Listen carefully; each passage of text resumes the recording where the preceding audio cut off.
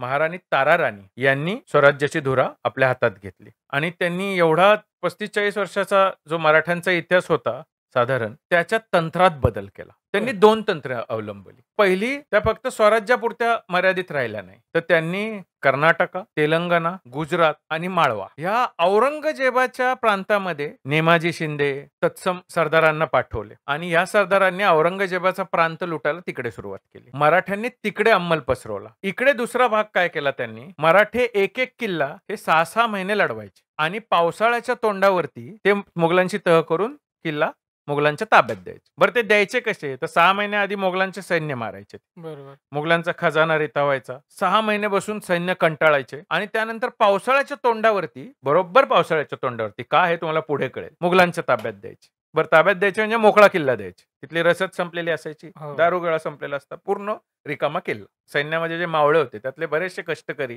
आणि शेतकरी होते. बरोबर. हे आपल्या शेतीच्या, आपल्या गावाकडच्या कामांमध्ये व्यस्त व्हायचे. पावसाळा संपला की हे लोक गुप्त मार्गाने, जे मोगलांना ठाऊक नसायचे, किल्ल्यात पुन्हा प्रवेश करायचे. पूर्ण मोगल सैन्य कापायचे आणि पुन्हा किल्ला ताब्यात घ्यायचे. 50,000, 1,00,000 अशी रक्कम घेऊन ते किल्ला ताब्यात द्यायचे. सगळ्यात महागातला किल्ला त्या काळी 2 लाख रुपये देऊन विशालगड हा औरंगजेबाने ताब्यात घेतला होता आणि तो ताब्यात घेतल्यानंतर पावसाळा संपल्यानंतर मराठ्यांनी तो 2 रात्रीत परत काबीज केला. सर, आता एक विषय खूप चर्चेमध्ये आहे की औरंगजेबाची जी कबर आहे तर ती नको आहे. तर तुम्हाला काय वाटतं, काय होईल या विषयात?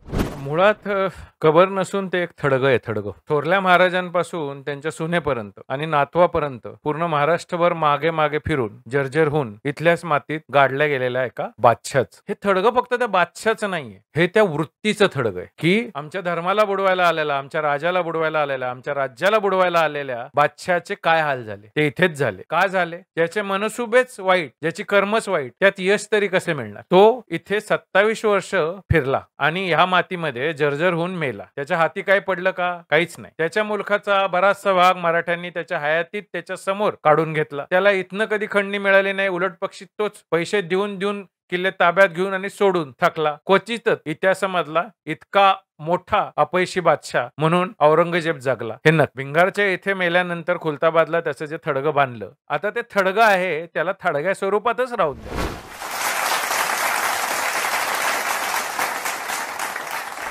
नमस्कार, मी गणेश कुंभार आपल्या सगळ्यांचं स्वागत करतो गोष्ट फायद्याची या पॉडकास्टमध्ये. छावा, तसं छावा सिनेमा आलाय तसा वेगवेगळा इतिहास आपल्या समोर येतोय आणि त्याच इतिहासाविषयी अधिक चर्चा करण्यासाठी आज आपल्या स्टुडिओमध्ये आलेले आहेत इतिहासाचे अभ्यासक श्री दिनेश पाटील सर. सर, आपलं आमच्या स्टुडिओमध्ये खूप खूप स्वागत आहे. नमस्कार, मी दिनेश पाटील. गोष्ट फायद्याची या पॉडकास्टमध्ये मला बोलवल्याबद्दल आपल्या सर्वांचे धन्यवाद.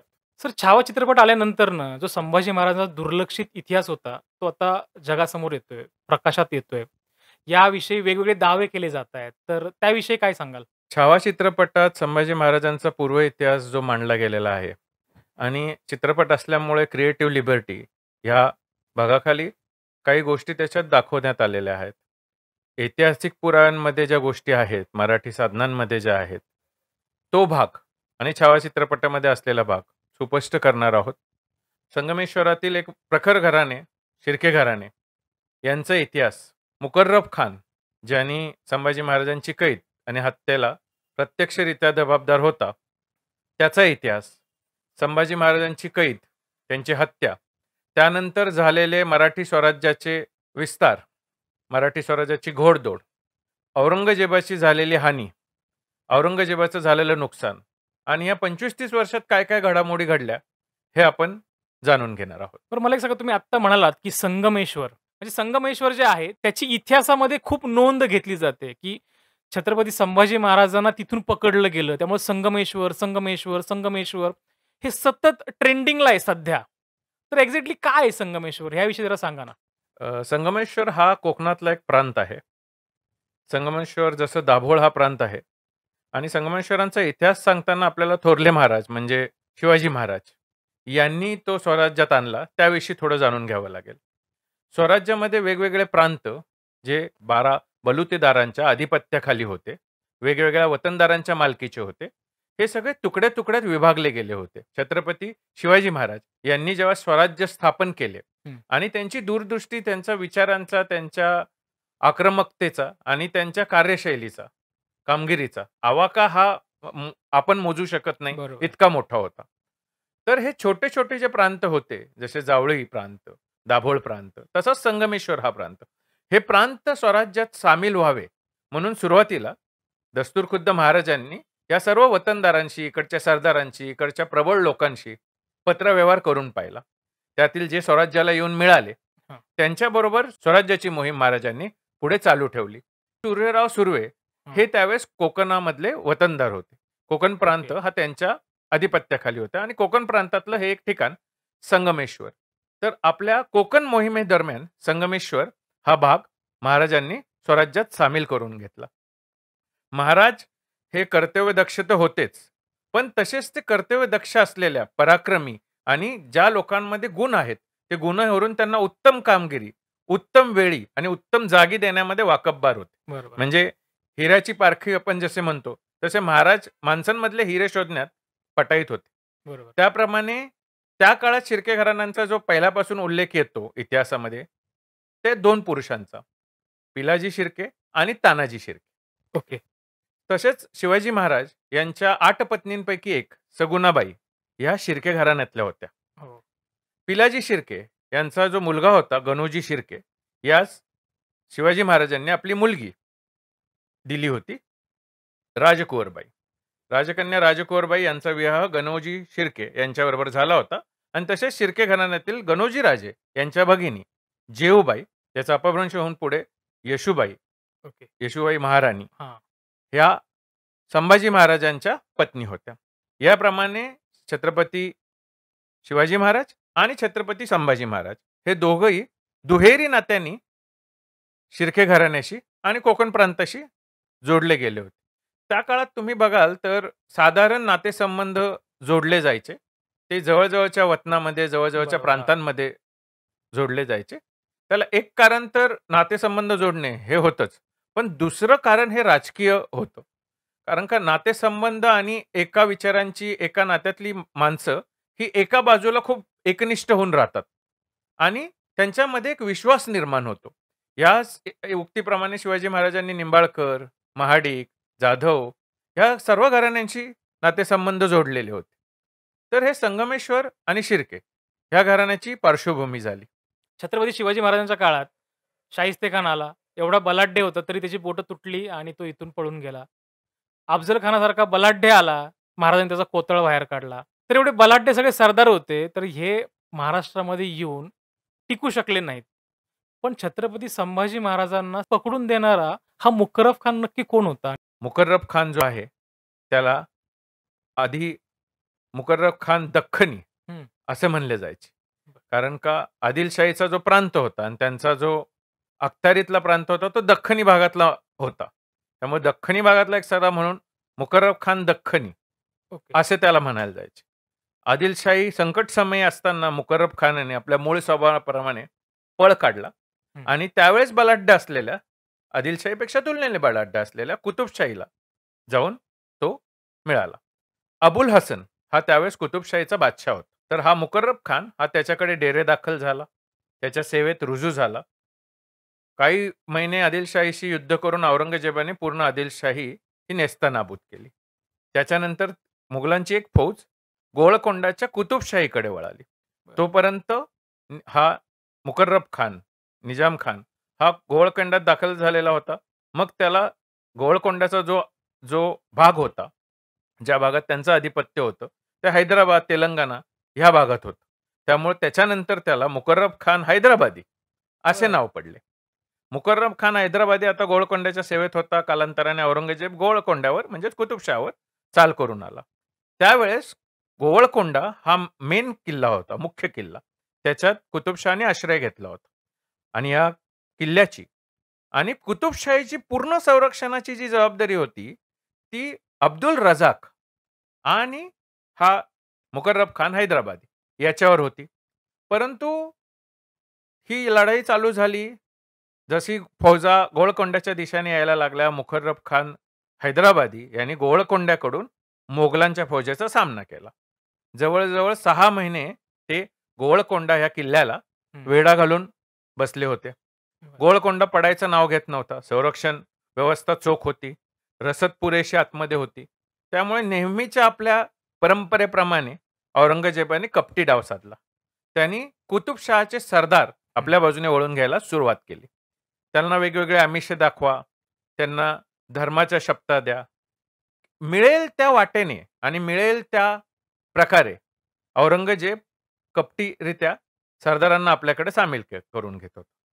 आता कुतुबशाह संकटात असताना एकेकाळी ज्याला आश्रय दिला होता त्या मुकर्रब खानानेच कुतुबशहाला धोका देऊन कुतुबशहाची बाजू सोडली आणि स्वतःच्या लष्करासह गोवळकोंडाची मागची जी बाजू बाहेरची बाजू होती हां. ती सोडून औरंगजेबाला सामील झाला. बरं. ह्या काळात कुतुबशहाला बाहेरून 12,000 घोडदळ आणि 5,000 सैन्य अशी मराठ्या संभाजी महाराजांची मदत होत होती. बरं. ह्या वेड्याला मराठे बाहेरून औरंगजेबाला सतवत होते आणि आतून कुतुबशहाचं सैन्य सतवत होतं. याच्या आधी जेव्हा आदिलशाहीचा पाडाव होत होता हं. तेव्हा तत्कालीन आदिलशहाला मदत औरंगजेबाविरुद्ध ही संभाजी महाराजांनी केलेली होती. बरं. म्हणजे जर तुम्ही विचार घेतला आता तर एकेकाळी मुकर्रब खान आणि संभाजी महाराज हे एकाच एकाच बाजूने बाजूने. औरंगजेबाच्या विरोधात लढत होते. पण वेळ आल्यावर संकटसमयी आपल्या पालनहाराला पाठ दाखवून आणि संकटात आणून या मुकर्रब खान हैदराबादीने औरंगजेबाच्या बाजूने पळ काढला. आता यामुळे झालं असं की संरक्षण व्यवस्था ढासळली. कुतुबशाह असा किती वर्ष बाहेरची संरक्षण व्यवस्था पडल्यानंतर किल्ला लढवणार होता. याचं पर्यावसन असं झालं की कुतुबशाह सुद्धा औरंगजेबाला हातोहात बुडवता आली. म्हणजे 1686 ला आदिलशाही, 1687 ला कुतुबशाही. ह्या ओके. जवळजवळ 400 वर्षांचा इतिहास असलेल्या दोन शाया 2 वर्षात औरंगजेबाने कपटनीती वापरून बुडवल्या. तर तुम्ही सांगितलंत, की एके वेळी हे दोघं एकत्र होते. पण छत्रपती संभाजी महाराजांनी ज्यावेळेस पकडलं, तो जो कट रचला गेला, तर तो मुकर्रब खानाने कशाप्रकारे प्लॅन केला होता, की कोल्हापूरवरनं हजारोंची फौज निघाली, मराठी चौक्या होत्या, त्यांना पण लक्षात न येता ही फौज आणायची होती. सगळी डोंगरदऱ्यांची वाट होती. मग ही कुठल्याही मराठी फौजेला, कुठल्याही सरदाराला कानाडोळा न होता हे कशाप्रकारे संगमेश्वरपर्यंत पोहोचले? निजाम खान हा औरंगजेबाच्या सेवेतच होता आणि ही घटना घडली तेव्हा तो कोल्हापूरच्या पन्हाळ्याला वेढा घालून बसला होता. तत्पूर्वी त्यांनी भरपूर ठिकाणी हेर पेरले होते. तर त्याचे गुप्तहेर खाते काम करत होते आणि ते सतत संभाजी महाराज ह्याविषयी माहिती गोळा करत होते. बरं. संभाजी महाराज कुठे असतील, काय असतील, पूर्ण स्वराज्याविषयी माहिती घेण्याचं काम हा मुकर्रब खान करत होता. आणि त्या काळातच त्याच्याकडे हेरांनी माहिती आणली की संभाजी महाराज हे रायरीवरून म्हणजे रायगडावरून निघून विशालगडाला गेले होते. तिथे कवी कलशांचे आणि बार्गींचे, बार्गी म्हणजे शिर्के ओके. आणि कब्जी म्हणजे कवी कलश यांचे वैर झाले होते. यांच्यात मतभेद झाले होते. शिर्केंचे आणि कवी कलशाची एक छोटी लढाई झाली होती. त्याच्यात पळून जाऊन कवी कलश हा विशालगडाला लपला होता. त्यामुळे त्याच्या मदतीसाठी म्हणून रायगडावरनं संभाजी महाराज छोट्या सैन्याची तुकडी घेऊन रायगडावरनं निघून खाली विशालगडाकडे म्हणजे खेळणा किल्ला इथे आले. तिथे त्यांनी शिर्केंना पळून लावले आणि त्या किल्ल्याचा बंदोबस्त करून सुरक्षेची व्यवस्था करून संगमेश्वर इथे येऊन थांबले होते पुन्हा रायगडाला जाण्यासाठी. बरं. जेव्हा ही माहिती मुकर्रब खान म्हणजेच निजाम खान याला मिळाली. याविषयीचा काही पत्रव्यवहार सापडतो का, की छत्रपती संभाजी महाराज संगमेश्वर या ठिकाणी आहेत आणि मग मुकर्रब खान तिथपर्यंत कसा पोहोचला? ही बातमी औरंगजेबापर्यंत कशी गेली? आणि याच्यामध्ये नक्की फुटीर कोण होतं? कुणी दगा केला? याविषयी काही संदर्भ, काही पत्र आहेत? या बाबतीतले जे पुरावे आहेत त्याच्यात मुघल साहित्य आहे, ब्रिटिश प्रवासी यांनी लिहिलेलं आहे, फ्रेंच गव्हर्नर यांनी लिहिलेले आहे, जेदे शेकावली हे मराठी साहित्य आहे. हं. असे बरेच पुरावे आहेत आणि सगळे विश्वसनीय आहेत. आता महत्त्वाच्या दृष्टिकोनातनं याच्यात महत्त्व प्राप्त होते ते मुघल साहित्याला, कारण का बरोबर. ही घटना त्यांनी घडवली, त्यांच्या सरदारांनी घडवली आणि त्या बाबतीतले वर्णन हे त्यांच्या इतिहासकारांनी पदरी असलेल्या आणि औरंगजेबाच्या हयातीत दरबारी असलेल्या लोकांनी जी लिहून ठेवली बरोबर. त्या बाबतीत काही माहिती घेऊ.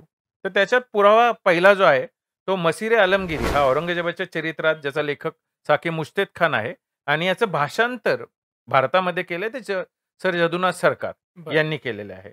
यात त्यांनी काय लिहिलंय ते बघूया, की संभाजीचे त्याच्या नातलग असलेल्या शिर्केंशी वैर झाल्यामुळे ते रायगड वरून विशाळगडाला गेला होता. तिथून समेट करून तो संगमेश्वराला गेला. हा एक पुरावा. याच्यात दुसरं पत्र जे आहे ते तर खूप महत्वाचं आहे. कारण का ते खुद्द औरंगजेबाने लिहिलेलं आहे. तर ओके. तो आपल्या वजीर अस्ताद खान याला लिहिलेल्या पत्रात काय म्हणतो, की "तू पन्हाळा मोहिमेत असणाऱ्या मुकर्रब खानास कळव, की त्या जमीनदारास म्हणजे संभाजी महाराजास कैद कर. तो रायरी म्हणजे रायगड हं. वरून बार्गेनशी झगडा युद्ध करायला गेला आहे. हल्ला करून त्यास कैद कर आणि मुस्लिमांचा छळ करणाऱ्या त्या दुराचाराचा बदला घे." आता हे पूर्ण पत्र जे आहे ते औरंगजेबाने लिहिलेलं आहे. तो अस्ताद खानाला म्हणजे आपल्या वजीराला सांगतो, की त्यावेळेस पन्हाळ्याला वेढा घालून बसलेल्या मुकर्रब खानाला तू ती मोहीम थांबून संभाजी राजांना कैद करण्याच्या गोष्टीकडे लक्ष दे.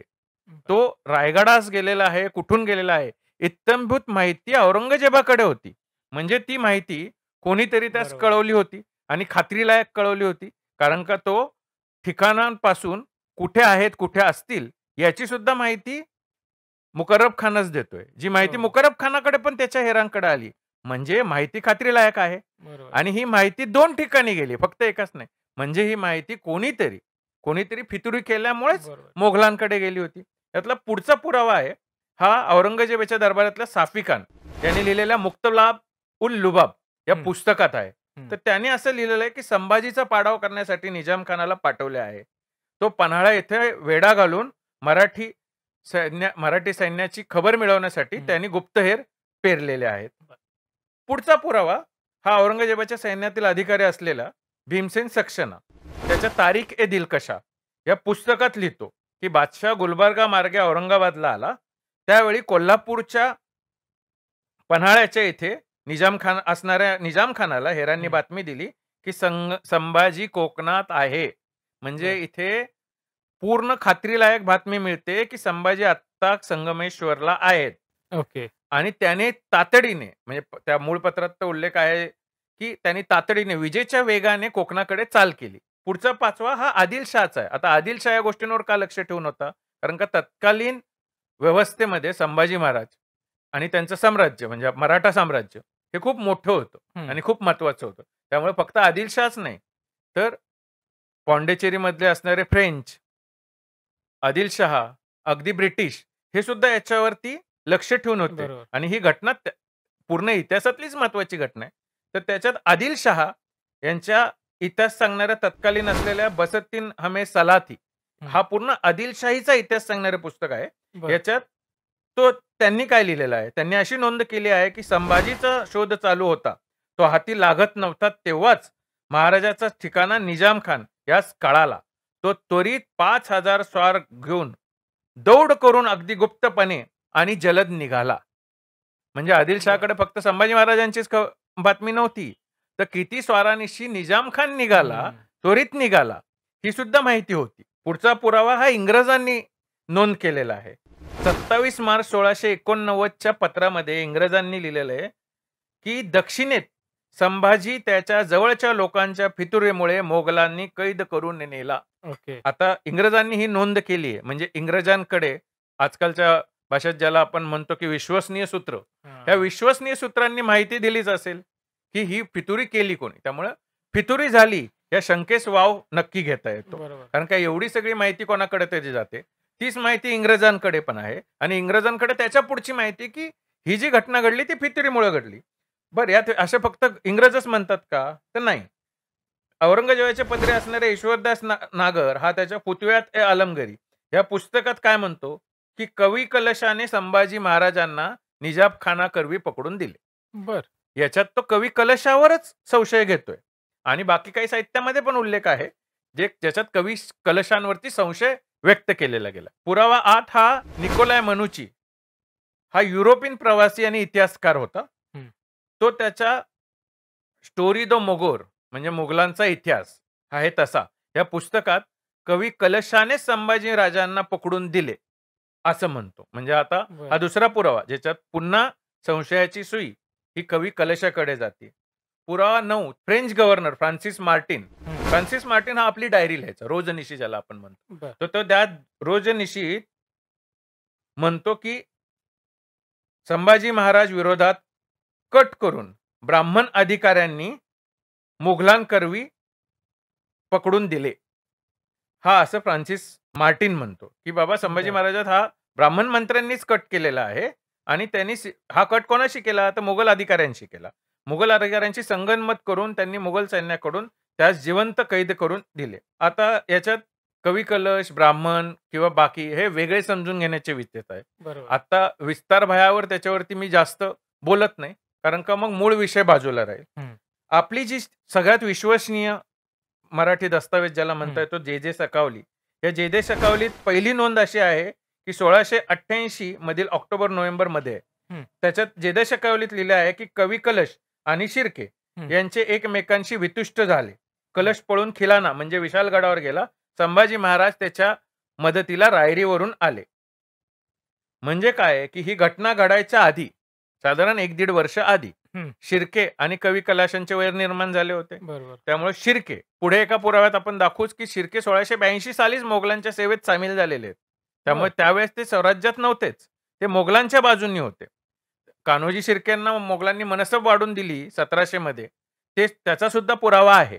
बरं. त्यामुळे शिर्के जे होते ते मोगलांच्या सेवेत होते आणि ते फक्त शिर्केच नव्हते, बरेचसे सरदार होते जे त्या काळी मोगलांच्या सेवेत होते. बरं. बरेच होते, फक्त शिर्के एकटे नव्हते. तर जे सकावलीत मध्ये दुसरी नोंद जी आहे ती पण महत्वाची आहे. ती 1 फेब्रुवारी 1689 लिहिली आहे की त्यात काय लिहिलंय की कवी कलश महाराज हे संगमेश्वर येथे आले असता शेख निजाम खान यांनी हल्ला करून दोघाच बंदी बनवले. बाकी लोक रायगडाकडे निसटले. म्हणजे संगमेश्वरला कमी सैन्यानिशी महाराज आणि कवी कलश असताना या उभयांताला पकडून नेले निजाम खानाने आणि बाकी जे लढाईच्या धामधुमीमध्ये बाकी लोक वर म्हणजे रायगडाकडे निसटून गेले. ओके. थोडक्यात कवी कलश आणि शिर्के यांचे वय होते ते ऑक्टोबर नोव्हेंबर 1688 लाच निर्माण झाले होते हे सिद्ध होतं. त्या शिर्के हे त्या काळी मोगली सेवेत होते हं. हे सुद्धा सिद्ध बरोबर. होतं. त्याच्या पुढचा अजून एक मुद्दा जोडलेला शिर्के मोगलांच्या चक्रीत गेला हे जे मी आता उल्लेख केला. याच्या बाबतीत समकालीन पुरावे काय आहेत तर मसिरे आलमगिरी या ऑगस्ट 1682 मध्ये अशी नोंद आहे की कान्होजी दख्खनी याने बादशाहची भेट घेतली. बरं. बादशाहने त्याला 5000 मनसब आणि तितकेच म्हणजे 5000 स्वार असे दिले. त्याला भेटवस्तू दिल्या गेल्या, त्याला उंची वस्त्र दिले आणि त्यावेळेस औरंगजेब हा औरंगाबाद म्हणजे आत्ताचे संभाजीनगर हां. इथे होता. इथे कान्होजी दख्खनी म्हणले, कान्होजी शिर्के म्हणले नाही. आता काही लोक याच्यावर प्रश्न उपस्थित करतील की कान्होजी दख्खनी हा कान्होजी शिर्के नाही. याची स्पष्टता पुढच्या पुराव्यामध्ये येईल. 20 ऑगस्ट 1700 रोजी एक उल्लेख आहे त्याच्यात कान्होजी त्याच्या कंसात शिर्के हा जुल्फिकाराच्या सैन्यात सामील आहे बरं. असा उल्लेख आहे. म्हणजे 1682 साली औरंगजेबाला सामील झालेला कान्होजी दख्खनी हा कान्होजी शिर्केच होता. कारण का बरोबर. 1682 ला त्यांनी सांगितलं की कान्होजी देख्खे यांनी बादशाहची भेट घेतली, त्याला मनसब वगैरे मिळाली आणि पुढे काय आहे की 20 ऑगस्ट 1700 रोजी एका मोहिमेवर जुल्फिकार खानाबरोबर कान्होजी शिर्के कंसात शिर्के ही शिर्के ओके. नाव तिथे नमूद आहे. दख्खनी याचा अर्थ असा होतो की दक्षिण भागेत असणारा. त्या काळी सगळे असले जसं आपण आधी बघितलं की निजाम खानला पण दख्खनी म्हणलं जायचं बरोबर. कारण का आदिलशहा होता तेव्हा तो दक्षिण प्रांतात म्हणजे दख्खनी प्रांतात कामगिरीस होता. त्यामुळे दख्खनी ही एक उपाधी होती. दख्खनी म्हणजे दक्षिणेत असलेल्या लोकांना सरदारांना दख्खनी हे जोडले जायचे. तर बरोबर. कान्होजी दख्खनी जो आधी उल्लेख आलेला होता तो ह्या याच्यानंतर सिद्ध होतं की हा कान्होजी दख्खनी आणि कान्होजी शिर्के हा एकच. आता कान्होजी हे मोगलांना सामील होते हे तर स्पष्ट होतं. आपण गणोजी कधी सामील झाले हे बघू. 10 मार्च 1701 याच्या मोगल पत्रात म्हटलं आहे की गणोजी यास 5000 मनसब आणि 1000 स्वार अशी मनसब होती. ती 200 सारांनी वाढून देत म्हणजे साधारण 1701 10 मार्च 1701 महाराजांच्या मृत्यूनंतर 11-12 वर्षानंतर गणोजी तेव्हा मोगलांकडे होते हे नक्की झालं. कारण का बरोबर. मनसब त्याचीच वाढवून देता येईल जो जो तुमच्या आहे. सेवेत आहे. आणि मनसब का वाढवली असेल ज्यांनी दीर्घकाळ सेवा केली असेल, कामगिरी बरोबर. केली असेल त्याला मनसब म्हणजे आजच्या डेटमध्ये आपण म्हणलं तर प्रमोशन, प्रमोशन. ॲप्रिशिएशन असं ते त्याचं अप्रेझल केलं होतं मोगलांनी. तर गणोजी पण मोगली सेवेतच होता. कान्होजी 1682 पर्यंतच होते. त्यामुळे ऐक्त तर्क हा लावता येईल, की त्याच काळाच्या आसपास गणोजी सुद्धा दाखलच झाले होते. कारण का ते दोघं एकमेकांचे चुलत बंधू होते. बरोबर, एक ह्या शाहीकडे, दुसरा त्याच्या विरोधात एकाच प्रांतात राहून असं करणं तर शक्य होतं. बरोबर. त्यामुळे आता हा तर्काचा भाग आहे, की ते दोघंही मोगल सेवेत होते. साधारण एकाच काळात संभाजी महाराजांच्या मृत्यूच्या 6 वर्ष आधीच दोघं मोगल सेवेत साधारण हे झाले होते आणि ते मृत्यूनंतर पण 12 वर्षांनी साधारण तिथेच होते. म्हणजे दीर्घकाळ बरं. त्यांनी मोगलांची सेवा केली. हा मोगलांचा इतिहासच सांगतो. इथं पुरावे संपले. शेख निजाम जेव्हा महाराजांना पकडण्यासाठी आला, तेव्हा त्याला वाटा दाखवण्यासाठी मदत झाली. बरोबर. त्याला दुर्गम अशा वाटा कमीत कमी वेळेत आणि इतके मोठे सैन्य, शस्त्रसाठा हे घेऊन त्यात मध्ये असलेल्या मराठ्यांच्या चौक्या, मराठ्यांचे पहारे, मराठ्यांचे टेहळणी बुरुज हे सगळे हां. टाळून कोणालाही सुगावा न लागून देता, कुठलीही छोटी-मोठी लढाई न लढता संगमेश्वर इथे डेरे दाखल होईपर्यंत कोणालाही त्याचा पत्ता लागू नये, अशा पद्धतीने त्यांनी प्रवास केला.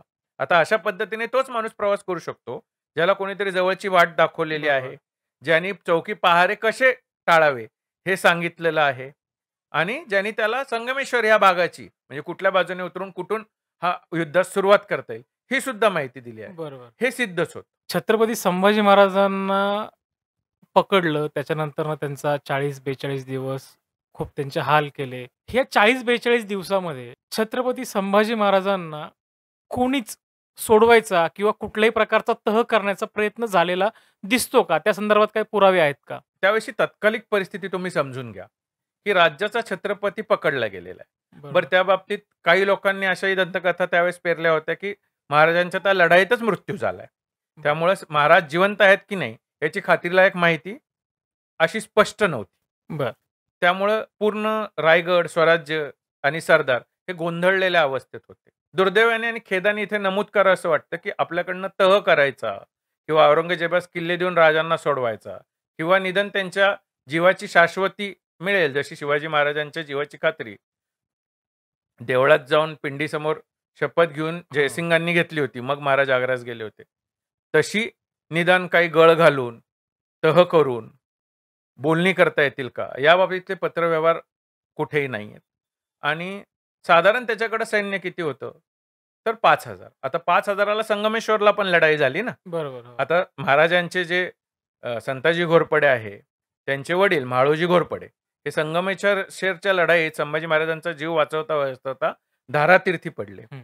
आणि संगमेश्वरला जी लढाई झाली त्याच्यात निजाम खान याचे सुद्धा काही सैनिक मारलेच गेले. बरोबर. 5,000च्या 5,000 सैन्य तर त्याच्याकडे नसेल. बरोबर. कारण का कोकणपासून वडूजपर्यंत अगदी आणि हा प्रवास जो त्यांनी केला, त्या याच्यात त्यालाही तो हा नौखा मुलूकच होता ना. बरोबर. कारण का संगमेश्वर हा प्रांत कधी मोगलांच्या अखत्यारीत नव्हता. तर त्यांना ती माहिती नाही. तिथून तो निघून या मार्गाने वडूपर्यंत जेव्हा आला, तोपर्यंत मधल्या याच्यात प्रत्येक गावातनं निदान 100-1 लोकांनी प्रतिकार, 500 लोकांनी प्रतिकार केला असता तरी काहीतरी व्हायची शक्यता होती. बरोबर. पण दुर्दैवाने आणि खेदाने असं नमूद करावं लागेल, की ह्या घटनेचाच एवढा मोठा धक्का तमाम रयतेला, तमाम सरदारांना, तमाम त्या काळात असणाऱ्या राजकारण्यांना, राज्यकर्त्यांना बसला होता, की आपल्याकडनं अपेक्षित असं काही झालं नाही. आणि या 40 दिवसात या बाबतीत प्रयत्न कुठे म्हणावे तसे झालेले दिसत नाहीत. म्हणजे थोडक्यात पूर्ण महाराष्ट्र फितूर झाला होता असं म्हणायला हरकत नाही. महाराष्ट्र फितूर झाला होता असं नाही म्हणता येणार. पण महाराष्ट्र निष्क्रिय झाला होता, हे नक्कीच म्हणता येईल. कारण का जसं मी म्हणलं मगाशी, की आपण सगळे त्या धक्क्याने इतके निराशेच्या गर्तेत बुडालो होतो, की आणि आपण म्हणजे सगळेच. आपण याच्यात फक्त रायगडाला किंवा महाराणी येसूबाई, तेव्हाचे मागे राहिलेले भोसले कुळातील लोक किंवा सरदार किंवा बाकींना दोष न देता अगदी तुमचे पूर्वज, माझे पूर्वज, हा पॉडकास्ट जे ऐकतील त्या सगळ्यांचे पूर्वज आणि सगळ्या लोकांच्या पिढ्यांनी काहीच केलं नाही. त्यामुळे तसं एक कुठेतरी शल्य आपल्या सुद्धा मनात असायलाच पाहिजे, की बरोबर. याच्यात आपल्या पूर्वजांनी पण कुठे 40 दिवसात काही केलं नाही. त्यामुळे पूर्ण महाराष्ट्रच हा गर्भगळीत झाला होता. हे म्हणणं सोयर्थक ठरेल. तर मला एक सांगा, छत्रपती संभाजी महाराज गेल्यानंतर ना, इतके वर्ष मराठी साम्राज्य होतं, तर ते कुणी अबाधित ठेवलं होतं? तर त्याविषयी जरा सांगा ना, की कशाप्रकारे इथून पुढे कारभार चालला? ह्या परिस्थितीत करण्यासारखं जे होतं, ते खूप कमी होतं. पण इतिहासामध्ये आपण म्हणतो ना, की काही पात्र नेहमीच दुर्लक्षित राहून जातात. हां. जसं रामायणात लक्ष्मणाची पत्नी ही दुर्लक्षित राहिली. राम, भरत, लक्ष्मण, हनुमान, सीतामाता या सगळ्यांचा इतिहास आपल्याला माहिती बरोबर. आहे आणि आपल्याला त्या बाबतीत कृतज्ञता आहे. आपला तो एक अभिमानाचा विषय आहे. पण यशोराणी यांनी काय-काय सोसलं याची इतिहासात फारशी दखल घेतली नाही हे दुर्दैवी आहे. त्यांनी यापूर्वी काय सोचलं, तर हं. त्यांनी याआधी संभाजी महाराजांचा अजून एक मृत्यू पचवला होता. तो कसा? तर जेव्हा शिवाजी महाराज आग्रा भेटीला गेले हो. होते, त्यावेळेस तिथून सुटून येताना एक योजनेचा भाग म्हणून महाराजांनी शंभूराजांना वेगळ्या मार्गाने पाठवलं होतं आणि ते स्वतः वेगळ्या मार्गाने आले होते. बरोबर. पण आपण तर निष्ठू हे नक्की. पण मुघलांच्या तावडीत शंभूराजे सापडू नये आणि त्यांचा घातपात होऊ नये, यासाठी महाराजांनी शंभूराजे हे वारले, अशी वंदता उठवली बरोबर. हो. आणि ती खरी वाटावी म्हणून स्वतः संभाजी महाराजांचा अंत्यसंस्कार सुद्धा केला. हं. त्या काळात येसूबाई ह्या रायगडावर विधवा वेशात वावरायच्या. हो. त्यामुळं इतक्या धीरोदत्तपणे तेवढ्या लहान वयात, लहान वय म्हणजे संभाजी महाराजांपेक्षाही त्या लहान होत्या. मुळात संभाजी महाराजांचंच वय तेव्हा किती तरुण होतं. बरोबर. त्या काळी त्या रायगडावर विधवेच्या स्वरूपात वावरल्या. त्यामुळे ही वंदता एकूण एक खरी वाटावी यासाठी सगळ्यांनी प्रयत्न केला. सगळ्यांनी हातभार लावला. बरोबर. त्यामुळे आपला पती हा परत येणार आहे का नाही हे माहिती नसताना सुद्धा त्या त्या प्रसंगापासून धीरोदत्तपणे सामील झाल्या. याच्यावरनं आपल्याला येसूबाई महाराणी यांचे एक स्वभाव वैशिष्ट्य दिसतात. ते म्हणजे ते कुठल्याही प्रसंगात डगमगून जात नव्हत्या. हं. त्या कुठल्याही संकट काळावरती विचार करून धैर्याने मार्ग काढत होत्या. संभाजी महाराज जेव्हा मोहिमेवर असायचे, त्या काळात राजशिष्टाचार, राज्यकारभाराचा भाग हे स्वतः येसू महाराणी सांभाळायच्या. संभाजी महाराजांचे पत्रव्यवहार या राणी सरकार सांभाळायच्या. त्यांच्या अनुपस्थितीत दरवाजाचे निवाडे करणे, भांडण-तंटा हे मार्गी लावणे, हे काम सुद्धा महाराणी सांभाळायच्या. त्यामुळे हे सोपं काम नव्हतं. स्वराज्याचा राज्यकारभार, स्वराज्याचा धनी युद्धावर असणारा. कारण का संभाजी महाराजांनी थोडी थटकी नाही हो, 110-120 युद्ध केली. हं. साधारण त्यांच्या 9 वर्षाच्या काळकेतीत. म्हणजे वर्षाला तुम्ही काढा, किती हो. युद्ध होतात. तर जो माणूस स्वतः सतत युद्धांवर असेल, बरं संभाजी महाराजांचा स्वभाव अति आक्रमक, झटपिकट निर्णय घेणारा असा होता. त्यामुळं एकतर अशा माणसाबरोबर एक संसार करणं, त्या बरोबर. काळी खूप कमी वयात लग्न होत असो. अगदी 8-9 वर्षाच्या अशापासून लग्न व्हायचे.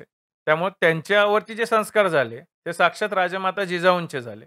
हं. त्यांच्याकडनं त्यांनी ज्या गोष्टी शिकून घेतल्या, ज्या आपल्या सासऱ्यांच्या गोष्टी पाहिल्या, त्यांनी स्वराज्य कसं वाढवलं, पुरंदरचा तह कसा केला, या सगळ्या गोष्टी समोर राहून ज्यांनी शिकल्या, त्यांनी ते बरोबर आत्मसात केलं होतं. याही संकटाला त्या तेवढ्या धैर्याने सामोऱ्या गेल्या. त्या डगमगल्या नाहीत. तर त्यांनी काय केलं? हे सर्व चाललं कशासाठी होतं? की छत्रपती कैद करावा, छत्रपती मारावा, म्हणजे राजा राहणार नाही आणि राजा नाही तर राज्यालाच वाली कोणी नाही. हो. ह्या औरंगजेबाच्या योजनेलाच येसू महाराजांनी तडा दिला. बरं. त्यांनी राजारामाचं मंचकारोहण केले. म्हणजेच राजाराम महाराजांना त्यांनी छत्रपती बनवले. एवढं करून ते थांबले नाही, तर निवडक सरदार, स्वराज्याचा खजिना हं. हे घेऊन ताराराणी आणि राजाराम महाराजांना त्यांनी रायगडावरून सुरक्षित गुप्त मार्गांनी बाहेर काढले आणि ओके. जिंजीच्या दिशेने रवानी केले. आता याच्यामुळे झालं काय? तर मोगल सैन्य, जिंजी म्हणजे तामिळनाडू. बरोबर. आजकाल आहे ना, तामिळनाडू हं. जवळ आहे का? तर ते तामिळनाडू त्यावेळेचे. त्यावेळेच्या तामिळनाडूमध्ये राजाराम महाराजांना छत्रपती म्हणून त्यांनी पाठवले. स्वराज्याची राजधानी ही सुद्धा रायगडावरनं जिंजीला हलवली. आता मोगलांना महाराष्ट्रात तर लढावंच लागत होतं. बरोबर. पण महाराष्ट्राबाहेर पण एक लढाई करायला लागली आणि मोगल सेना दुभांगली गेली. बरं, जो छत्रपती नाही म्हणून औरंगजेब राज्य गिळायला पाहत होता. आता त्याला चालवणारा दुसरा छत्रपती निर्माण झाला होता. हां. त्यामुळे एवढं सगळं करूनही जेबाच्या हातात काही पडलं नाही आणि राजाराम महाराजांनी जिंजीवरनं कारभार सुरू करून हळू मराठ्यांची गेलेली सत्ता परत मिळवायचा प्रयत्न केला. सगळ्यात महत्त्वाचं म्हणजे सगळ्या सरदारांना पूर्ण एकजूट केले. रयतेला आधार दिले. संभाजी महाराजांच्या हत्येमुळे जो गर्भगळीत झालेला राज्य होतं, जे स्वराज्य होतं, त्यातल्या लोकांना आधार दिला. राज्याला छत्रपती मिळाला आणि औरंगजेबचा पहिला डाव इथेच फसला. राजाराम महाराजांची कारकीर्द ही साधारण 1700 पासून 1709 पर्यंत राहील. म्हणजे संभाजी महाराजांनंतरून लगेचच हे जाऊन एक 89 1700 पासून तिथून 1700 पर्यंत ही कारकीर्द राहते 11 वर्षाची. 1700ला त्यांचा दुर्दैवी मृत्यू झाला. या काळात त्यांनी जिंजीपासून महाराष्ट्रापर्यंत परत मराठी साम्राज्य वाढवलं. अनेक मोगलांकडे चाकरी करणाऱ्या सरदारांना मुत्सद्देगिरीने स्वराज्याच्या बाजूनी वळवलं. आपली घडी व्यवस्थित बसवली. औरंगजेबाच्या ताब्यातील काही किल्ले जिंकून घेतले आणि स्वराज्य चालवत राहिले. त्यामुळे जिंजीला तर युद्ध मुघलांना करावे लागलेच. जिथे-जिथे मराठ्यांचे किल्ले होते, ठाणे होते, तिथेही मोगलांच्या सैन्याला आता विभागून लढा करायला लागले. त्यामुळे औरंगजेब हा जर्जर झाला होता. त्याचा खजाना खाली तर होत होता, पण त्याच्या हाती काही लागत नव्हते. एकीकडे रायगड 9 महिने लढून अधिक मनुष्यहानी होऊ नये म्हणून येसुराणींनी ताब्यात दिला जुल्फिकार खानाच्या आणि त्याच्यानंतर त्यांना आणि छत्रपती शाहू यांना औरंगजेबाने कैद केले आणि औरंगजेब मरेपर्यंत जिथे-जिथे औरंगजेब जात होता, तिथं तो आपल्या लष्करी तंबूत, लष्करी तळ जिथे पडायचा, महाराणी येसुराणी आणि शाहू महाराज यांना घेऊन फिरत होता. त्या काळात राजाराम महाराजांनी स्वराज्य वाढवलं, स्वराज्य टिकवलं आणि ते मोठं केलं. राजाराम महाराजांचा हा पराक्रम 1700 पर्यंत चालला. त्यांच्या अकाली मृत्यूमुळे परत स्वराज्यावर एकदा तीच परिस्थिती आली, की स्वराज्याचा वाली कोण?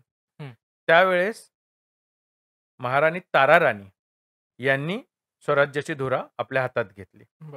महाराणी ताराराणींचा मुलगा शिवाजी याला नाममात्र गादीवर बसून त्यांनी राज्यकारभाराची सूत्र आपल्या हाती घेतली आणि त्यांनी एवढा 35-40 वर्षाचा जो मराठ्यांचा इतिहास होता साधारण, त्याच्या तंत्रात बदल केला. त्यांनी 2 तंत्र अवलंबली. ती कुठली? तर पहिली, त्या फक्त स्वराज्यापुरत्या मर्यादित राहिल्या नाही. तर त्यांनी कर्नाटका, तेलंगणा, गुजरात आणि माळवा ह्या औरंगजेबाच्या प्रांतामध्ये नेमाजी शिंदे आणि तत्सम सरदारांना पाठवले आणि या सरदारांनी औरंगजेबाचा प्रांत लुटायला तिकडे सुरुवात केली. मराठ्यांनी तिकडे अंमल पसरवला. इकडे दुसरा भाग काय केला त्यांनी, की मराठे एक किल्ला हे 6-6 महिने लढवायचे आणि पावसाळ्याच्या तोंडावरती ते मुघलांची तह करून किल्ला मुघलांच्या ताब्यात द्यायचे. बरं, ते द्यायचे कसे? तर 6 महिन्याआधी मुघलांचे सैन्य मारायचे. मुघलांचा खजाना रितावायचा. 6 महिने बसून सैन्य कंटाळायचे आणि त्यानंतर पावसाळ्याच्या तोंडावरती, बरोबर पावसाळ्याच्या तोंडावरती, का हे तुम्हाला पुढे कळेल, तर पावसाळ्याच्या तोंडावरती ते मुघलांच्या ताब्यात द्यायचे. मुघल किल्ला ताब्यात घ्यायचे. बरं, ताब्यात द्यायचे म्हणजे मोकळा किल्ला द्यायचे. तिथली रसद संपलेली असायची, दारुगोळा संपलेला असता, पूर्ण रिकामा किल्ला. सैन्यामध्ये जे मावळे होते त्यातले बरेचसे कष्टकरी आणि शेतकरी होते. हे आपल्या शेतीच्या, आपल्या गावाकडच्या कामांमध्ये व्यस्त व्हायचे. पावसाळा संपला की हे लोक गुप्त मार्गाने, जे मोगलांना ठाऊक नसायचे, किल्ल्यात पुन्हा प्रवेश करायचे. पूर्ण मोगल सैन्य कापायचे आणि पुन्हा किल्ला ताब्यात घ्यायचे. म्हणजे 6-6 महिने लढून 50,000 1,00,000 अशी रक्कम घेऊन ते किल्ला ताब्यात द्यायचे. सगळ्यात महागातला किल्ला त्या काळी 2 लाख रुपये देऊन विशालगड हा औरंगजेबाने ताब्यात घेतला होता आणि तो ताब्यात घेतल्यानंतर त्याच्यानंतरून पावसाळा संपल्यानंतर मराठ्यांनी तो 2 रात्रीत परत काबीज केला होता. त्यामुळे औरंगजेबाचा खजाना रितावत होता, सैनिक मरत होते आणि त्याच्या हाती काहीच लागत नव्हतं. आपल्या राजधानीपासून इतक्या दूर, इतकं वर्ष एकच चाललेलं युद्ध आहे. त्यामुळे औरंगजेबाच्या सरदारांना सुद्धा औरंगजेबाचा कंटाळा आला होता. त्याच्या हेकेखोर स्वभावापायी तो ही स्वराज्याला संपवण्याची वेडी आशा बाळगून होता आणि भरपूर सरदारांचं हे मत होतं की हे स्वराज्याचं संपणार नाही, आपण दिल्लीला परत जाऊन आपल्या प्रांतावर लक्ष केंद्रित करा. पण जसा दुराग्रही आणि हेकेखोर हट्टी स्वभावाचा औरंगजेब होता, त्याच्यासमोर बोलण्याचं धाडस कोणी केले नाही आणि अगदी बोलले जरी असते तरी ऐकणारा तो औरंगजेब थोडीच होता. त्यांनी कधीच ही गोष्ट ऐकली नसती. त्यामुळं ही मोहीम अशीच चालू राहायची. त्यामुळं सिंहगड, राजगड, बांधवगड, तोरणा, प्रतापगड पुन्हा मराठी सैन्याने जिंकून घेतले होते. आता याच्यात एक राजगडाचा म्हणजे कर्तव्यदक्ष आणि छोट्या छोट्या गोष्टींवर लक्ष कसे, हे महाराजांच्या दोन्ही सुनांकडनं शिकण्यासारखं आहे. येसुराणी महाराणी ज्या होत्या त्यांच्या धीरोदत्तपदाचं आपण उदाहरण पाहिलंच. त्यांनी कसं केलं. बरोबर. त्यांनी अगदी उणेपुणे 33 वर्ष औरंगजेबाच्या छळछावणीत सुद्धा काढली. तारा राणी यांनी काय केलं, तर त्यांनी या प्रकारे मोहीम बदलली, मार्ग बदलले. बरोबर. आणि ते एवढ्यावर थांबले नाही. जी मराठी फक्त औरंगजेब चालून आला, तेव्हा प्रतिकार आणि लढाई हे करत होती. त्यांनी त्या युद्धालाच वेगळे वळण दिलं. आता ते स्वतः आक्रमण करायला लागले होते बरं. आणि ते पण कुठे? तर औरंगजेबाच्या प्रांतात. हां. म्हणजे हानी झाली तरी होत कोणाची होती? ती औरंगजेबाची. औरंगजेबाची. हाती काय लागलं तर ते लागत होतं मराठ्यांच्या. आणि बरोबर. इकडे औरंगजेबाकडनं आपण पैसे घेऊन किल्ले देतच होतो. त्या बरोबर. दुहेरी मार्गांनी त्याचा खजाना खाली रिकामा होत होत होता. होता. दोन्हीकडे त्याचे सैनिक मरत होते. बरं नुसते ते प्रांत आपण जिंकून घेतले होते का? तर नाही. आपण मग तिथली महसूल वसूल करायला पण आपण पूर्ण ठाणी बसवली होती. बरं. आणि त्या काळात त्याच्या ताब्यात असलेल्या पण महसूल आपण वसूल करतोय. अशा वेगळ्या परिस्थितीत औरंगजेबाला मराठ्यांनी नेऊन सोडलं होतं. या प्रकारे ताराराणी राज्यकारभार करत होत्या. आता त्यांच्या समयसूचकतेचं आणि बारीक लक्ष असण्याचं एक उदाहरण सांगतो. राजगडाचा किल्लेदार हं. यांनी पावसाळा यायच्या 1-2 महिने आधीच औरंगजेबाच्या सैन्याला सरदाराला किल्ला सोपवला. हां. ह्या घटनेवरनं त्याला खडसावताना ताराराणींनी पत्र लिहिलंय आणि त्याच्यात म्हणलं आहे, की अजून 2 महिने किल्ला का भांडविला नाही? म्हणजे बरं. लढवला का नाही? हां. इतकं प्रत्येक किल्ल्यावर तिथल्या लढाईवर आणि कधी सोडायच्या या बाबतीत त्या काटेकोर होत्या. बरं. अशा प्रकारे औरंगजेब साधारण 27 वर्ष फिरत राहिला आणि ताराराणी जिवंत असतानाच तो शेवटी भिंगार अहमदनगर जवळ वारला. पण त्याला किल्ले काही हे आले नाही. साधारण 1705-6 साली तो कर्नाटकात गेला. वदिवड च्या युद्धासाठी. हं. आणि त्यावेळेस जेवढे किल्ले होते त्याच्या ताब्यात साधारण मराठ्यांचे एक 15-20च्या आसपास किल्ले होते. बरं. तो 1 वर्षानंतरून 9 महिने वर्षानंतर तिकडनं 6 साली जेव्हा 1706 साली परत आला, तोपर्यंत मराठ्यांनी सगळे किल्ले परत जिंकून घेतलेले होते. बरं. त्यामुळं त्याचं सैन्य मरत होतं, खजाना रिकामा होत होता आणि हाती काहीच लागत नव्हतं. हे औरंगजेबाच्या अपयशाची गाथा आहे गाथा. परत आपल्याला हे कळालं, की औरंगजेब कसा या ठिकाणी गेला किंवा त्याला इथंच मरावं लागलं. पण मला एक सांगा, जो मुकरफ खान होता, ज्यांनी छत्रपती संभाजी महाराजांना ॲक्चुअली पकडून दिलं, त्याचं पुढं काय झालं? मुकर्रब खान हा त्याच्यानंतर त्याला फत्ते-ए-जमाम अशी औरंगजेबाने या कामगिरी केल्यामुळे पदवी दिली बरं. आणि तो मुघल सेवेतच होता. पण मुघलांना हे माहिती होतं, की मराठे सूड घेतल्याशिवाय याला सोडणार नाहीत. हां, बरोबर. आणि स्वतः औरंगजेब पण असं म्हणायचा, की ह्या माझ्या तुघलक वंशावरती ह्या निजाम खानाचे, मुकर्रब खानाचे अनंत उपकार आहेत. हां. याच्या पायी मी ते साध्य करू शकलो, जे मलाही जमले नव्हते. त्यामुळे मुकर्रब खानाला मुघलांनी शेवटपर्यंत संरक्षित ठेवलं.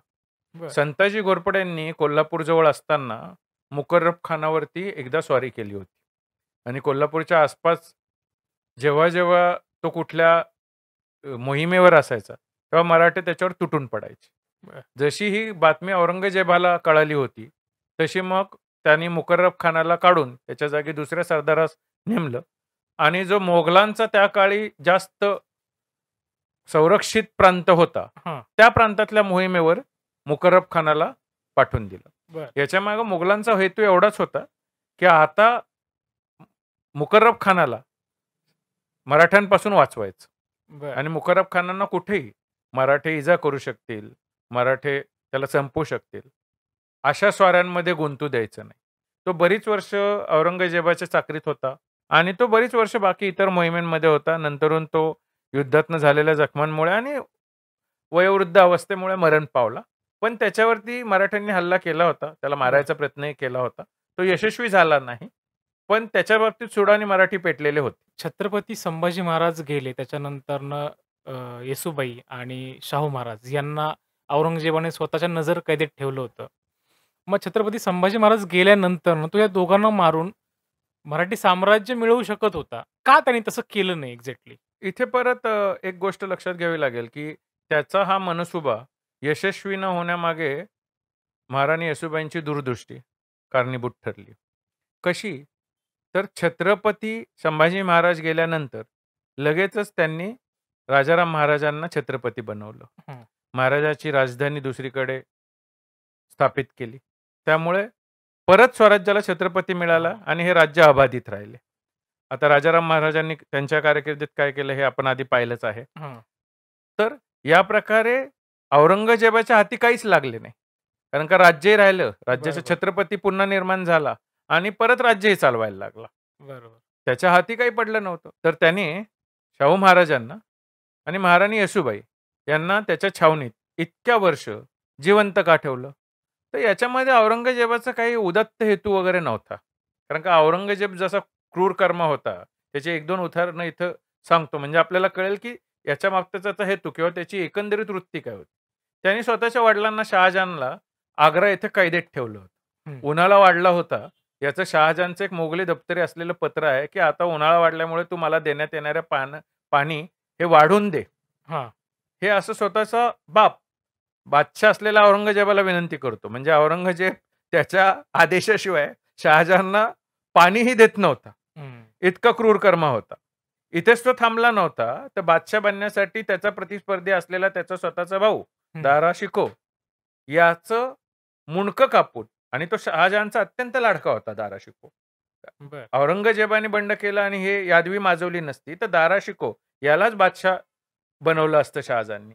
तर या दारा शिकोहचं मुंडकं कापून ते एका तश्परीत म्हणजे मोठ्या ताटात, हां. परातीसारख्या ताटामध्ये सजवून हे औरंगजेबाने शहाजहानला पाठवलं होतं. बरं. आणि मरेपर्यंत शहाजहानला अपुरं अन्न, अपुरं पाणी देऊन कैदेत ठेवलं होतं. असा हा औरंगजेब होता. आता आपण बोलूया, की असा असणारा औरंगजेब यांनी ह्या स्वराज्याच्या महाराणीला आणि राजपुत्राला जिवंत कसं ठेवलं? तर आता तत्कालीन उदाहरण जर तुम्ही बघितलं, तर शहाजहाननी माणसांना का मारलं? तर पहिलं तर बादशाहच्या गादीसाठी. बरोबर. स्वतःचे भाऊ, काका, अगदी मुलांना सुद्धा त्यांनी कैदेत ठेवलं होतं. का? तर त्याला संशय होता, हं. हे माझ्या विरुद्ध बंड करायचे कारस्थान करतात. हां. यासाठी त्याने 8-8 वर्ष मुलांना स्वतःच्या कैदेत ठेवलं होतं. तर त्याने शाहू महाराज आणि महाराणी येसूबाई यांना आयुष्यभर जिवंत का ठेवलं आणि आपल्याबरोबर घेऊन का फिरला? तर याची 3 कारणं होती. एक, संभाजी महाराजांच्या हत्येनंतर त्याच्या हातात काही पडलं नव्हतं. त्यामुळे शाहू महाराज आणि महाराणी येसूबाई यांना मारून त्याला तसंही काही मिळणार नव्हतं. कारण का राजाराम महाराज छत्रपती झाले होते बरोबर. आणि त्यांना पूर्ण सरदारांची मान्यता होती. आणि दुसरं कारण असं होतं, की संभाजी महाराजांच्या हत्येनंतरून अवघा मराठा मुलूक नंतरून हां. पेटून उठला होता. औरंगजेबाच्या सैन्याला नको-नको तिथे हल्ले, छोटी युद्ध, गनिमी काव्यांनी येऊन कोणीतरी लुटून जाणं, या घटना या पूर्ण दख्खनी प्रांतात घडत होत्या. हळू-हळू रयतेच्या मनात सुद्धा चेतना आली होती. औरंगजेबाला कडवा विरोध महाराष्ट्रातनं होत होता. जेवढा औरंगजेबाला विरोध महाराष्ट्रात आणि आपल्या राज्यात झाला, तेवढा बाकी कुठे इतका झाला नसेल. स्वयंपूर्तीने नंतरून वध झाला वगैरे त्या 40 दिवसात जे थिजलेले मराठे होते, हं. ते नंतरून सुडाग्नीने पेटून उठले.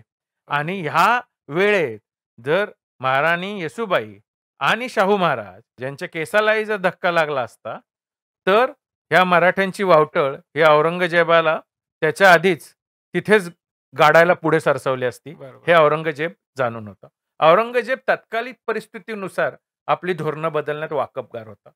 ही शूराची लक्षणं नाही. त्यामुळे तो कपटी होता. त्या कपटीने त्यांनी मारलं नाही. दुसरं, त्यांनी धर्मांतरण करायचा प्रयत्न केला शाहू महाराजांचा. गुलालबागेत शाहू महाराज कैदेत असताना हं. त्यांनी हमीउद्दीन खान यांना महाराजांना आणायला पाठवलं होतं. आणि त्याने आल्यानंतर शाहूला, "तू मुसलमान हो. मी तुला खिलतीची वस्त्र देतो." असा प्रस्ताव ठेवला. जो अर्थातच शाहू महाराजांनी बाणेदारपणे धुडकावला.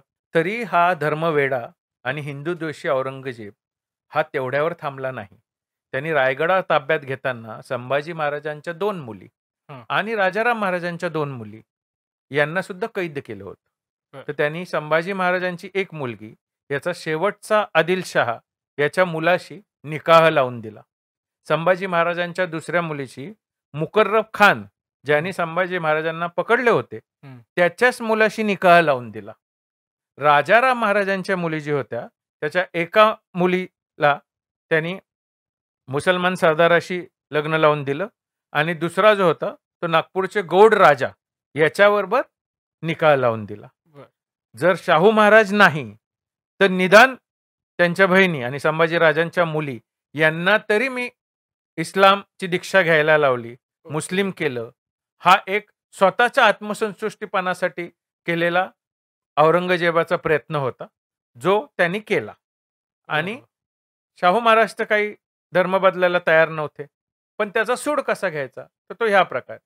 आणि मग तिसरं आणि अंतिम कारण म्हणजे वेळ प्रसंगी उपयोगाला पडणारा एक डाव मराठ्यांविरुद्ध वापरण्यासाठी हं. शेवटी का होईना, पण हाताला येईल ह्या एका हेतूने फक्त शाहू महाराजांना त्यांनी कैदेत ठेवलं होतं, जिवंत ठेवलं होतं आणि त्यांनी तसा त्याचा वापर करायचा प्रयत्न केला. त्याच्या हयातीत तर ते शक्य झालं नाही. पण त्याच्या मृत्यूनंतर आझमशहा हं. औरंगजेबाचा पुत्र यांनी शाहू महाराजांना सोडून मराठी मराठी राज्याची विभागणी केल्याचा मनसू मी सिद्ध केला. सर आता एक विषय खूप चर्चेमध्ये आहे, की औरंगजेबाची जी कबर आहे, तर ती नको आहे. तर तुम्हाला काय वाटतं, काय होईल या विषयात पुढे? मुळात कबर नसून ते एक थडगं आहे थडगं. आणि थडगं कोणाचं? तर थोरल्या महाराजांपासून त्यांच्या सुनेपर्यंत आणि नातवापर्यंत पूर्ण महाराष्ट्रभर मागे-मागे फिरून, जर्जर होऊन इथल्याच मातीत गाडल्या गेलेल्या एका बादशहाचं. ओके. हे थडगं फक्त त्या बादशहाचं नाहीये. हे त्या वृत्तीचं थडगं आहे, की आमच्या धर्माला बुडवायला आलेला, आमच्या राजाला बुडवायला आलेला, आमच्या राज्याला बुडवायला आलेल्या बादशहाचे काय हाल झाले? ते इथेच झाले. का झाले? ज्याचे मनसुबेच वाईट, ज्याची कर्मच वाईट, त्यात यश तरी कसे मिळणार? तो इथे 27 वर्ष फिरला आणि ह्या मातीमध्ये जर्जर होऊन मेला. त्याच्या हाती काय पडलं का? काहीच नाही. त्याच्या मुलखाचा बराचसा भाग मराठ्यांनी त्याच्या हयातीत त्याच्यासमोर काढून घेतला. त्याला इथनं कधी खंडणी मिळाली नाही. उलटपक्षी तोच पैसे देऊन किल्ले ताब्यात घेऊन आणि सोडून थकला. त्याची 1,00,000ची जी सैन्य होतं, ते जाताना काही हजारावर शिल्लक राहिली होती. खजाना रिकामाच झाला होता. सरदार कुठलेच त्याच्यावरती खुश नव्हते. मायभूमीपासून इतके वर्ष लांब राहिलेला क्वचितच इतिहासामधला इतका मोठा अपयशी बादशाह म्हणून औरंगजेब जगला, हे नक्की. भिंगारच्या इथे मेल्यानंतर खुलताबादला त्याचं जे थडगं बांधलं. आता ते थडगं आहे, त्याला थडग्या स्वरूपातच राहून द्यावं. थडगं कोणाचं? तर या वृत्तीचं. बरोबर. आता ते थडगं म्हणून राहावं. त्याच्यावरती उरूस करणं, त्याचं उदात्तीकरण करणं, त्या औरंगजेबावर काहीतरी प्रवचन ठेवणं हं. किंवा तो काहीतरी एक महान शासक होता, असा एक गैरसमज पसरवण्याच्या दृष्टिकोनातनं केली गेलेली कृत्य ही बंद झाली पाहिजे. अफजल खान महाराजांच्या हयातीत मारला गेला ना. बरोबर. त्याची कबर महाराजांच्या समोरच होती. महाराजांनी ती किती बांधली? केवढी आहे? आता आपण महाराजांपेक्षा तर जास्त हुशार आणि जास्त धोरणी किंवा जास्त शत्रूंना ओळखणारे आपण नव्हतो. बरोबर. 350 वर्षापूर्वीचा पूर्वीचा इतिहास आहे. त्यामुळे तत्कालीन लोकांना आपल्यापेक्षा खूप जास्त जाण होती आणि हं. आपल्याशी पेक्षा ते खूप जास्त कर्तृत्ववान, पराक्रमी आणि मुत्सद्दी होते, धार्मिक होते. तरी ती कबर जेवढी बांधली, आता त्या कबरीच्या आसपासमध्ये अतिक्रमण केली गेली होती. आत्ता जे इकडे चालू आहे, तेच प्रकार तिथे चालू होते. तिथे बरोबर. उरूस भरवणे, कुठलातरी कार्यक्रम घेणे आणि मग त्याच्या माध्यमातून आपलं बल दाखवणे, आपला ओके. धर्मवेडापणा दाखवणं, जे यांच्या बादशाहांनी केलं. हां. तेच परत-परत हे जे करतात ते, याला आज अटकाव करणं खूप गरजेचं आहे. त्याचं उदात्तीकरण करणं, पोस्टर घेऊन फिरणं हं. आणि मग तो कोणीतरी आजकाल नवनवीन इतिहासकार येतात. हं. आपल्याकडे जसं पीक येतं ना पावसाळ्यानंतर हं. तण उगवतात आपोआप.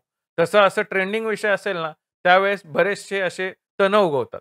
तर त्या लोकांचं असं म्हणणं असतं औरंगजेब हा महान शासक होता. तर औरंगजेब जसं मी आधी म्हणलो, की असं काही प्रजादक्ष वगैरे होता. असे कुठेही पुरावे नाहीयेत. त्याचं उदात्तीकरण करणारी ही जी लोकं आहेत, यांचा याच्यामध्ये राजकीय हेतू असतो. तो बरोबर. राजकीय हेतू आणि याची सांगड घालून हे जे विडंबन वाजवलं जातं ना, हे बंद झालं पाहिजे. साधारण कबर किती असते हो?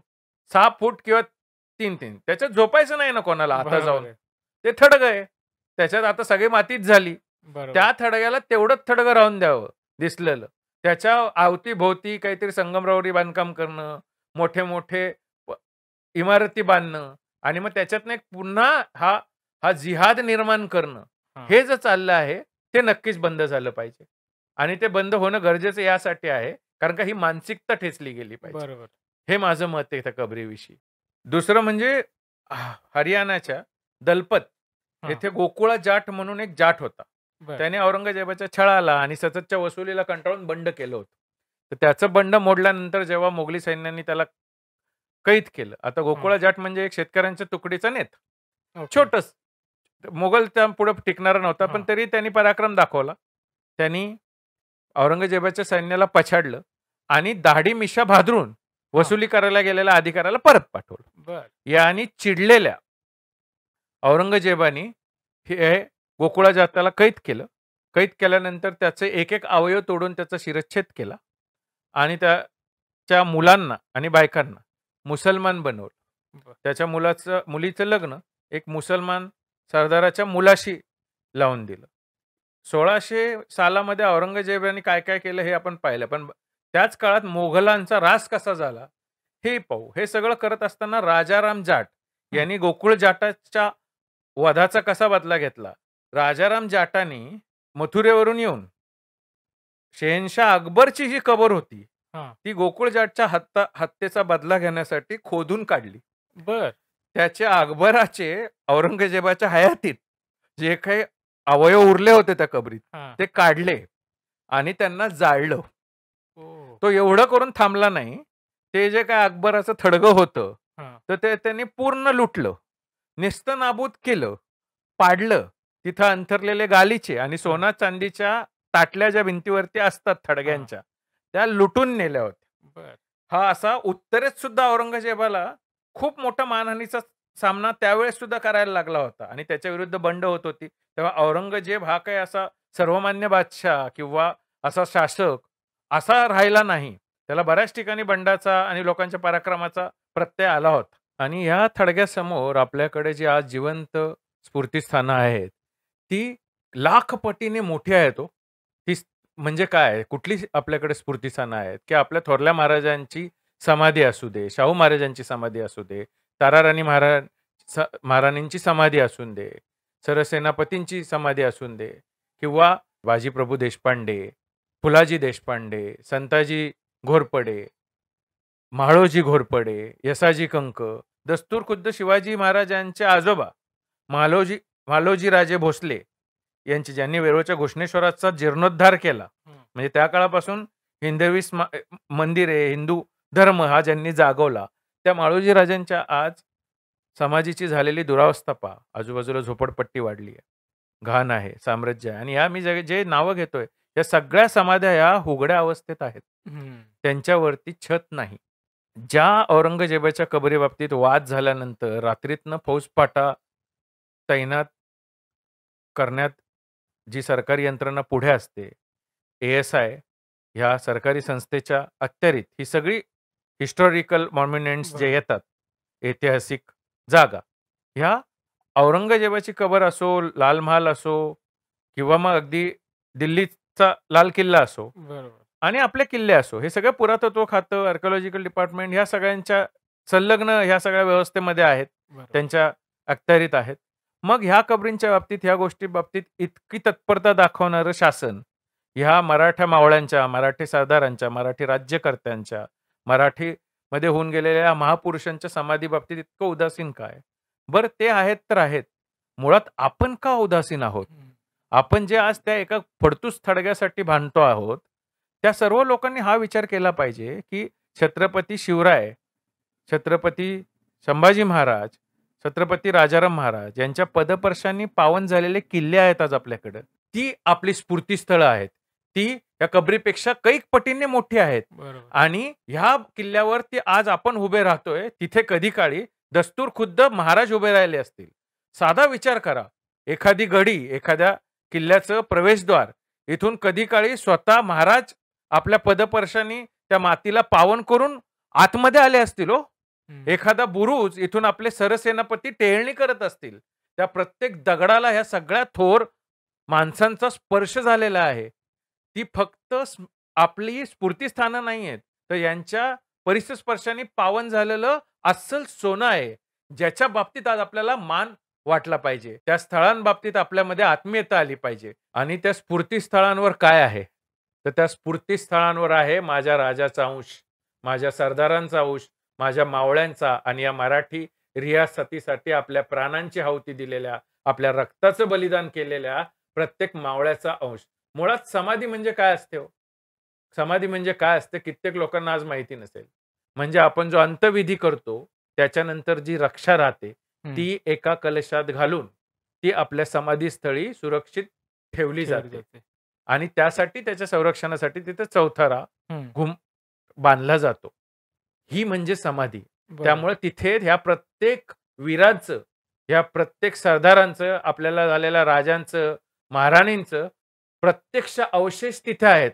ही खूप स्फूर्ती देणारी आपल्या मनासाठी, तमाम भारतीय जनांसाठी प्रेरणा देणारी गोष्ट आहे. आपण त्या बाबतीत जागरूक कधी होणार आहोत? आपण हं. त्या बाबतीत अभिमान कधी बाळगणार आहोत? आणि आपण तो अभिमान प्रत्यक्षात, कृतीत आणायला कधी सुरुवात करणार आहोत? खबर राहो नाही राहो, तो नंतरचा विषय झाला. पण तुम्ही म्हणताय ते खरं आहे, की आपली स्मृतीस्थळं जी आहेत, ह्या आपल्या ज्या अ, वीरांच्या ज्या समाधी आहेत, त्याचं संवर्धन, किल्ल्यांचं संवर्धन तर नक्कीच झालं पाहिजे, एवढंच मला वाटतं. आणि सर, या पॉडकास्टमध्ये चर्चा करून खूप खूप छान वाटलं आणि हा पॉडकास्ट जर तुम्हाला आवडला असेल, तर आमच्या चॅनलला नक्की सबस्क्राईब करा. व्हिडिओ आवडला असेल तर लाईक करा आणि जास्तीत जास्त लोकांपर्यंत शेअर करा. सर, तुम्ही हा अमूल्य वेळ आम्हाला दिल्याबद्दल आपले खूप खूप आभार. आपण मला ह्या पॉडकास्टमध्ये बोलावलं आणि इतिहास आणि आपल्या सगळ्यांच्या जिव्हाळ्याचा असणारा विषय शिवाजी महाराज, संभाजी महाराजांचं कर्तृत्व, आयुष्य, त्यांचं राज्य या बाबतीत 2 शब्द बोलण्याची संधी दिली. याबद्दल मी आपला खूप खूप आभारी आहे. जय जिजाऊ, जय शिवराय. जय शिवराय.